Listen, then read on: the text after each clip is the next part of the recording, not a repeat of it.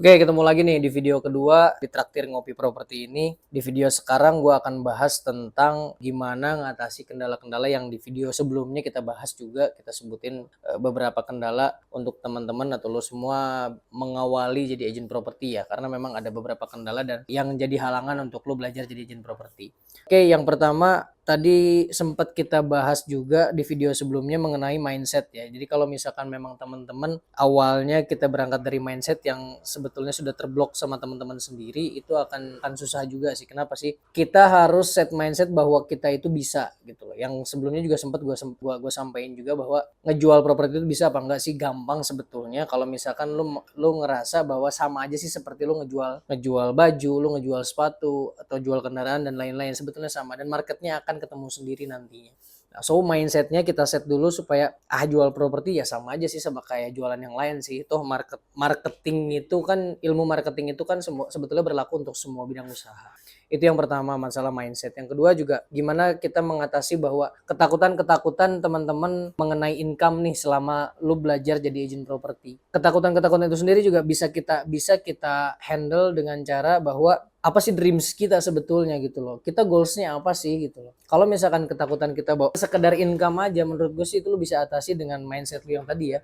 Bahwa apapun kebutuhan lu bisa penuhi dengan cara kembali lagi ke goals lu. Kalau misalkan memang goals lu atau dreams lu nantinya lu ingin mendapatkan income yang luar biasa, menurut gua itu bukan menjadi satu alasan yang ya kita harus kerja keras sekarang. Di mana-mana juga yang namanya bisnis atau kita buka usaha atau mengawali sesuatu memang harus ya ada pengorbanan lah. Mungkin itu salah satu pengorbanannya. Cuman memang sepengalaman gue juga apa yang pernah gue jalani sebagai agent properti di awal-awal juga gue berpikir bahwa lu gimana nih ketika gue income nggak jelas, gaji nggak ada, habis itu juga memang pengeluaran gue juga lumayan banyak, gue sudah berkeluarga juga, anak sudah 2, pada saat itu sudah 2. Itu yang menjadi mental block pikiran gue gitu waktu itu ya. Cuman pada saat itu gue pikir juga bahwa gue punya goals nih, gimana caranya supaya gue nanti akan semua bisa terpenuhi dengan enak dan nyaman gitu loh.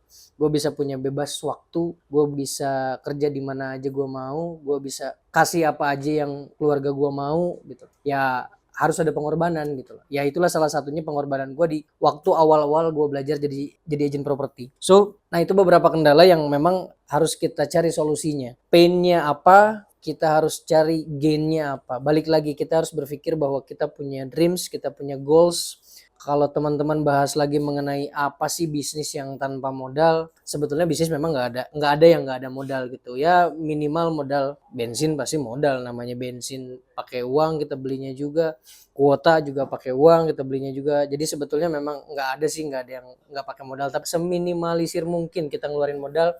Menurut gue yang paling logis ya ini profesi sebagai agent properti. Jadi menurut gue kalau misalkan teman-teman memang goalsnya itu punya income puluhan juta, ratusan juta bahkan, coba profesi ini agent properti adalah salah satu mungkin salah satu yang paling logis menurut gua. Jadi apapun kendalanya, apapun pain lu, apapun yang jadi mental block lu harus patahin.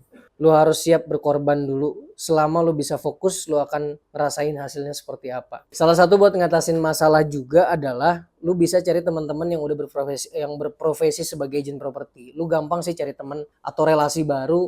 Contohnya misalkan sekarang banyak grup Facebook misalkan, atau misalkan di online banyak lah grup-grup yang mungkin base-nya dia agent properti atau ngebahas tentang bisnis properti ya. Di situ lu bisa kenalan sama teman-teman baru. Lu bisa belajar juga di situ, lu bisa memperkenalkan diri, lu bisa cari tahu tentang jadi agent properti seperti apa. Nah, lu nambah relasi tuh di situ tuh gitu loh. Itu juga akan jadi bekal kalian supaya kalian lihat nih, wah teman-teman yang udah jadi agent properti ternyata kerjanya cuma gini ya, enak sih sebetulnya gitu loh. Lalu bisa belajar di situ deh. Itu salah satunya aja karena memang banyak yang bisa lu cari cara supaya lu bisa mematahkan kendala-kendala yang tadi gitu loh. Nah, itu beberapa solusi aja yang supaya lu bisa memulai nih ngejalanin bisnis properti. Oke, nanti gue juga akan kasih framework gratis nih.